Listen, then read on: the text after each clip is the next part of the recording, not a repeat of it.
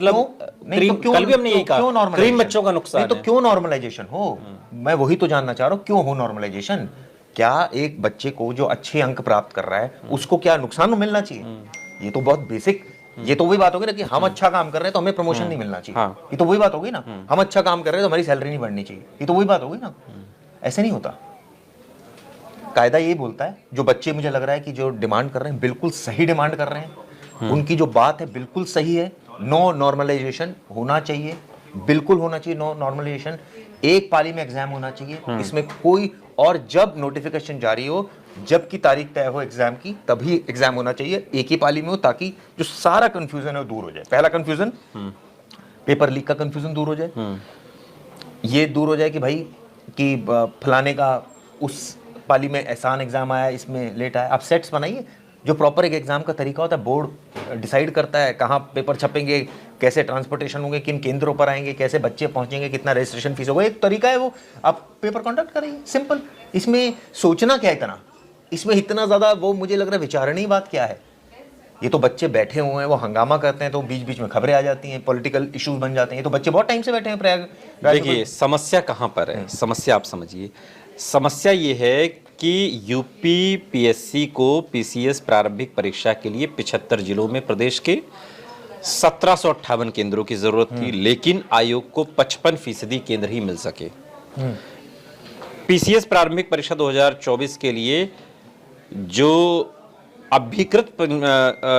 पंजीकृत अभ्यर्थी हैं उनकी संख्या है 5,76,154 ये अभ्यर्थी हैं। अराउंड 6 लाख। हाँ, अराउंड 6 लाख। 978 परीक्षा केंद्र की सहमति मिली है। अब इसमें तकरीबन 4,35,074 अभ्यर्थी इसमें परीक्षा कराई जा सकती है। बाकी जो बोर्ड समस्या बता रहा है कि जितने परीक्षा केंद्रों की जरूरत है, जो ये बात जो डिमांड उठ रही है कि आप एक ही दिन कराइए, एक ही उस पाली में कराइए, एक शिफ्ट में कराइए, इनके पास परीक्षा केंद्र ही नहीं है। तो परीक्षा केंद्र नहीं है, इसका खामियाजा छात्र क्यों भुगतेंगे? उन्होंने तो आपने जब वैकेंसी निकाली, या फिर आप सिस्टम सुधारिए। सिस्टम आपने जब वैकेंसी निकाली, छात्रों ने पैसे अपने जमा किए, उसमें जो फीस थी संबंधित, और उसके बाद अपनी पढ़ाई करके एग्जाम की तैयारी कर रहे हैं।